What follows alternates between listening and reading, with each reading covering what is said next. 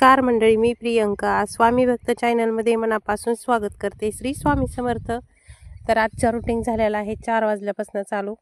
तर 4 वाजल्यापासून कसं काय, तर इथं पहा मस्तपैकी थोडी कढी बनवली, दही घेतलंय आणि साखर, मेथीची भाजी, खिरे, टमाटे, कांदा हे सगळं व्यवस्थित भरून घेतलंय. हे कशासाठी भरले ते सांगते. तर आज गावाकडं ऊस लागवड आहे, ऊसाची लागवड चालू होणार आहे, त्यामुळे सगळं व्यवस्थित भरून घेतलंय. तसंच इथं परत मटकीची भाजीसुद्धा होत होती, कारण शेतात कुणी आपल्याला सोबत असेल ऊस वगैरे लावायला किंवा काही कामाला, तर मग आपली 1-2 भाज्या लागतातच. तर इथं मस्तपैकी टम फुगलेली पोळीसुद्धा तयार आहे. तर भरपूर साऱ्या पोळ्या तयार केल्या आणि छानपैकी सगळं आवरून झालं. तर इथं पहा आता मी कशी मस्त शेतात पोहोचले आहे. सकाळी 8:30 वाजता आम्ही शेतात आलोय. तर इथं पहा पोरांना, तुम्हाला दररोज सांगते मी, म्हणजे याच्या वेळेला पोरांना जारचं पाणी लागतं म्हणून कळशी भरून आणलेले आहे. तसंच आम्ही नवीन विहिरीचं पाणी पित नाहीत, त्यामुळं घरूनच पाणी आणावं लागतं. तर इथं पहा मी मागच्या आठवड्यात लावलेलं लसण, कांदे छान असे उगलेले आहेत. मला इतकं नवल लागत होतं, मी लावलं आणि ते व्यवस्थित उगलंय, कारण मी आतापर्यंत असं काही लागवड केलेलीच नाही, माझ्या हाताने काही येत नाही. तर इथं गहूसुद्धा आपला उगलेला आहे. गहू जवळपास 6-7 दिवसात मस्त दिसायला लागलाय. काही काही जागेवर दिसतोय, काही जागेवर नाही. तर इथं पहा एवढं वावर आपल्याला ऊस लावायचं आहे. छान अशा सऱ्या पाडून घेतलेल्या आहेत एक सलग. तर इथं पहा असं जेवायला आणलं होतं मी काही मस्त ज्वारीची भाकर, दही, मटकी, धपाटं, खिरा आणि ज्यांना काही आवडत नाही त्यांना कांदे टमाटे आणले होते तोंडी लावायला. तर इथं पहा आता चालली पूजा शेताची पूजा करून घेतली, दर्शन घेतलं, वटी भरून घेतली आणि त्यानंतर मला ऊस लावायला आता सुरुवात करायची होती आम्हाला. त्यामुळं म्हणलं चला, कारण आपण काळ्या आईची वटी भरली तर काळी आई आपलं वटी भरणार. तर दरवर्षी पाडव्यालाच आम्ही हे करत असतो. तर इथं वटी भरत असते, नैवेद्य आणत असते. तर इथं पाऊस सोलायचं माझ्याकडं आलं होतं. पहिल्यांदाच ऊस सोलत होते मी, याच्या आधी कधीच ऊस सोललेला नाही आहे. तर सिस्टम पहा, स्टॉल वगैरे व्यवस्थित बांधून घेतला आहे आणि ऊस सोलत होते. दीदीला म्हणलं घे बाई व्हिडिओ आपल्या डेली ब्लॉगमध्ये. तर आपण जे करतोय तेच शेअर करायचं, का बरं लपून ठेवायचं आपण शेतात काम केलेलं.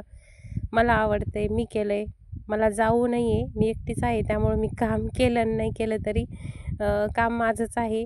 कारण तिने केलं आणि मी नाही केलं असं म्हणायची गरज नाही. तर ऊस सोलायला सासूबाईन त्या पण होत्या, आणखीन 2 जणी होत्या, पण म्हणलं नको व्हिडिओमध्ये नको घ्यायला.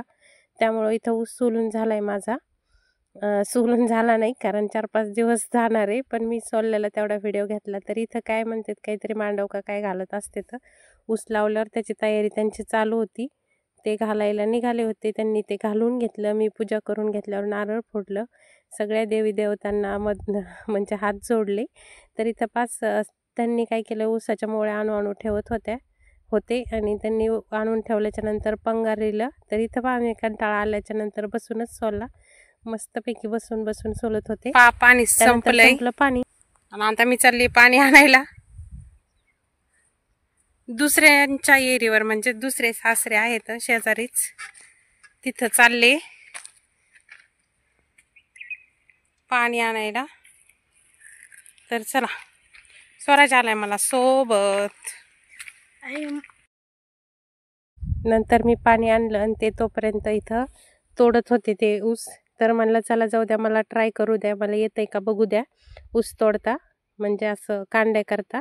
तर त्याला डोळा सोडून तोडायचं होतं, पण मी काय मदत शहाणपणा केला आणि गेले तोडायला. पुढं एवढा व्यवस्थित येत नव्हता. चला इथं पहा आमचं पिल्लूसुद्धा कसं मस्त ऊस वाहत आहे, पहा पाय लुंडकत आहेत तरी बी. तर इथं पहा मी ट्राय करून बघत होते तोडायला, तर एवढा छान तोडता येत होता, पण 1-2 डोळ्यावर हाणलं मी, कारण ते मला चिडले. कोंब आलेल्या जागेवरती हाणावं नाही लागत. पण मग नंतर तोडल्याच्या नंतर यांना म्हणलं चला मी तोडावे, तुम्ही बसा, मी 2-3 तोडू लागते तुम्हाला. चला, आपली शेती, आपले अभिमान, काय गरज आहे आपल्याला नाही शेअर करायला. समजा शेअर तर करायलाच पाहिजे. ज्या बायका स्वतःच्या घरी शेतात काम नाही करत त्यांनी करायला पाहिजे, माझं असं म्हणणं. थोडं हसत खेळत तेवढाच दिवस जातो, घरचं माइंड घर राहू माइंड असं वेगळंच होतं. बाहेर आल्यावर थोडं फ्रेश वाटतं, त्यातली त्यात शेतात गेल्यावर तर आणखीनच भारी वाटतं. तर नवऱ्याला बायकोची आणि बायकोला नवऱ्याची साथ असेल तर 101% इतिहास घडतो. तर तसंच आम्हाला काहीतरी नवीन इतिहास घडायचा आहे, म्हणून आम्ही हे प्लस दोन्हीकडे धंदे चालूनसुद्धा शेती एक तिसरं व्यवसाय म्हणून चालू केलेले आहे. आणि चालू करायला पहिल्यापासूनच करतो, पण जरा थोडे मोठे रिस्क घेतोय आम्ही. चला ताईंनो, दिवसभर ऊस लावलाय, आता निघायचं घरी. तर इकडे पहा, दिवस दिसतंय का, दिवस मावळायला गेलाय आणि आता निघालोय घरी. एवढा लावून घेतलाय ऊस, नुसतं आथरून ठेवलंय आणि आता उद्या तोडायचंय.